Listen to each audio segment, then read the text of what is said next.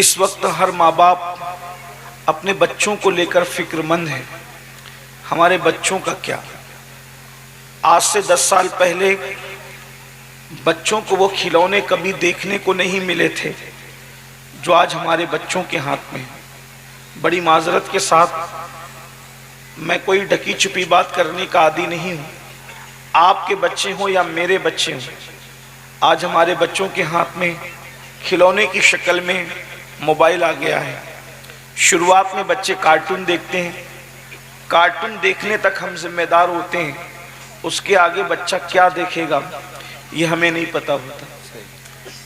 Internet کا جنگل اتنا بھیانک اور خطرناک ہے کہ ایک انگلی کا بٹن انسان کو جنت کی وسعتوں سے لے کر جہنم کی کھائیوں تک پہنچا سکتا ہے. موبائل نے آج وہ دن دکھایا ہے کہ اگر آج 16 17 سال کے لڑکے اور لڑکیاں زنا میں مبتلا ہے تو اس میں بہت حد تک کا حصہ انٹرنیٹ پر جو موبائل کے اندر مناظر ہے اس کا ہے. میں یہ نہیں کہتا کہ مکمل ذمہ دار موبائل ہی ہے، لیکن ایک بات آپ سے کہنا چاہتا ہوں کہ موبائل سے بہت کچھ برائیاں پھیل رہی ہے. میں موبائل کا مخالف نہیں ہوں، میرے پاس بھی ہماری ضرورت بن چکا ہے، لیکن آپ سے پوچھنا چاہتا ہوں آج ہمارے بچے موبائل کی وجہ سے زنا کی طرف جا رہے ہیں. 30 اور 35 سال کی عمر میں لڑکے اور لڑکیوں کو جو چیزیں پتہ نہیں ہوتی تھی 15 16 سال کی عمر میں وہ سب بچے کر گزر رہے ہیں. اللہ ماشاءاللہ، یہ انٹرنیٹ کی کارستانیاں ہیں. ہر انسان سوچ رہا ہے اچھا ابھی یہ موبائل کا حال ہے اور موبائل ہمارے سامنے پیدا ہوا، موبائل ہمارے سامنے ایجاد ہوا. کہاں تو وہ موٹرولا کا اتنا بڑا سا فون جس کو اٹھانے بھی شرم آتی تھی، اور آج پوری دنیا سمٹ کر موبائل کے اندر آ گئی. 10-20 سال میں کالے بال سے داڑھی کے بال سفید بھی نہیں ہوئے لوگوں کے، اور اتنی ترقی ہوئی تو آگے کتنی ترقی ہوگی. اور موبائل کے اندر آگے کیا کیا نہیں آئے گا، آگے انٹرنیٹ پر کیا کیا نہیں آئے گا. آپ تو دیہات میں رہتے ہیں، بڑے شہروں کا حال یہ ہے کہ اللہ اکبر بڑے بڑے گھرانے کی لڑکیاں صرف فیس بک کی بنیاد پر جو ہے وہ منکرین اسلام کے ساتھ نکل کر چلی گئی. یہ صورتحال ہے، بہت دردناک صورتحال ہے. یعنی آج یہ صورتحال ہے، شریف ماں باپ کی تربیت بچوں کے ساتھ ہے تو بچوں کے بگاڑ کا یہ حال ہے. جس دن بگڑے ہوئے ماں باپ بچوں کو تربیت نہ دینے والے ماں باپ، اس لیے کہ آج ہم ہیں اپنے بچوں کو تربیت دینے والے، اللہ نہ کرے یہ موبائل سے بگڑے ہوئے بچے جب ماں باپ بنیں گے تو ان کو کون تربیت دے گا؟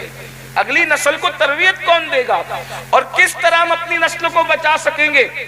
صورتحال اتنی دردناک ہے کہ آج ہمارے بچوں کے ایمان کا معاملہ ہے، آج ہمارے بچوں کے عقیدے کا معاملہ ہے. ہمارے بچے مسلمان رہ بھی پائیں گے کہ نہ رہ پائیں گے اس کی کوئی گارنٹی نہیں ہے. اور اگر کوئی بہت زیادہ دیر ہوشیاری کی باتیں کرتا ہے تو میں اس کے سامنے یہ بات کہنا چاہتا ہوں، یہ تاریخ کا بدترین باب ہے کہ وہ علامہ فضل خیر آبادی جس نے انگریزوں کے خلاف سب سے پہلے دلی کی جامع مسجد میں اللہ اکبر جہاد کا فتویٰ پڑھ کر کے سنایا اور اپنی جان کی پرواہ کیے بغیر اس فضل حق نے اللہ اکبر جو ہے وہ کالے پانی کی سزا کو بچشم سر قبول فرمایا، بخوشی قبول فرمایا. جس کو بیل گاڑی کے پہیے کے اندر باندھ کر جب سزا دی جاتی تھی تو وہ فضل کتنے بڑے عاشق رسول تھے، جب ان کی ہڈیاں چور چور ہوتی تھی تو فضل حق اس وقت امی ابا کو آہ واہ نہیں کرتے تھے بلکہ اغثنی یا رسول اللہ کہتے تھے، اغثنی یا رسول اللہ کہتے تھے. جس کے عشق مصطفیٰ کا یہ حال ہے اس کی صرف 2 نسلیں یا 3 نسلیں گزری ہے، اس نسل میں آج جہلیے پیدا ہو رہے ہیں. منکرین اسلام بعض لوگ ایسے ہیں جنہوں نے اسلام کا انکار. فضل خیر آبادی، علامہ فضل جو اعلیٰ حضرت کے پیر و مرشد کے اللہ اکبر ہم سبق ساتھیوں میں سے تھے، امام المنطق تھے. اندازہ فرمائیں جب ایسے لوگوں کی نسل بگڑ سکتی ہے تو میری اور آپ کی نسل کا کیا؟ ہم تو کچھ کہہ ہی نہیں سکتے. بھائیو فضل حق پھر بھی تو دور کی بات ہے، فضل حق پھر بھی تو فضل حق ہے. جب صحابی کا بیٹا بگڑ سکتا ہے، صحابی رسول کا بیٹا بگڑ ہماری کیا اوقات اور حیثیت ہے؟ تو سب کو حیرانی ہے، بچوں کا کیا، بچوں کا کیا؟ میں نے کہا کوئی حیران ہونے کی ضرورت نہیں، اللہ کے رسول کے فرمان پہ نظر کرو۔ لمبی تمہید میں الجھا نہیں سکتا آپ کو، بہت جلدی سے مقصد پر آتے ہیں۔ اگر اپنے بچوں کو زنا سے، نشے سے، شراب سے، چوری سے، حرام سے، گندگی سے، جہنم کی آگ سے بچانا ہے تو آج سے 1450 سال پہلے اللہ کے رسول نے نصاب بیان کر دیا۔ اللہ کے رسول صلی اللہ علیہ وآلہ وسلم نے نصاب بیان کر دیا، فرمایا اپنی اولاد کو 3 باتیں سکھاؤ۔ ان 3 باتوں پہ گفتگو کر کے میں اپنی بات پوری کر رہا ہوں۔ میری بہنوں کی خاص توجہ، اس لیے کہ ماں بچے کی تربیت میں بہت بڑا کردار ادا کرتی ہے، اور اللہ اکبر، اگر ماں کی گود سدھری ہوئی ہو تو پھر بچے کو کسی اصلاح معاشرہ کے جلسے کی ضرورت نہیں پڑ سکتی۔ اللہ اکبر، اس لیے ماؤں کی توجہ زیادہ۔ اللہ کے رسول صلی اللہ علیہ وآلہ وسلم نے ارشاد فرمایا اپنی اولاد کو 3 باتیں سکھاؤ۔ سکھا دو اپنی اولاد کو 3 باتیں۔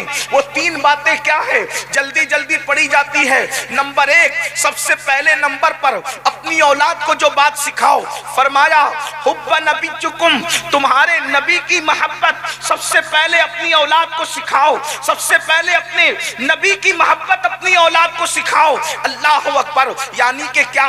عشق مصطفیٰ اپنے بچوں کے سینے میں انڈیل دو۔ اب انسان سوچتا ہے یار عشق رسول پیدا کرنے سے ہوگا کیا؟ پہلی بات آپ کو بتاؤں، جو واقعی عاشق رسول ہوگا وہ جانے گا کہ میرے آقا کی آنکھوں کی ٹھنڈک نماز میں ہے، تو وہ نماز کو کیسے ترک کرے گا؟ اللہ اکبر، آج مسلمان نماز کو اس لیے ترک کر رہا ہے کہ وہ سچا اور مضبوط اور پکا عاشق رسول نہیں ہے۔ اللہ اکبر، اللہ اللہ، جسے یہ احساس ہوگا عشق رسول کے بعد کہ میرے آقا کی آنکھوں کی ٹھنڈک نماز میں ہے، تو وہ مسجد کو ویران کیسے کرے گا؟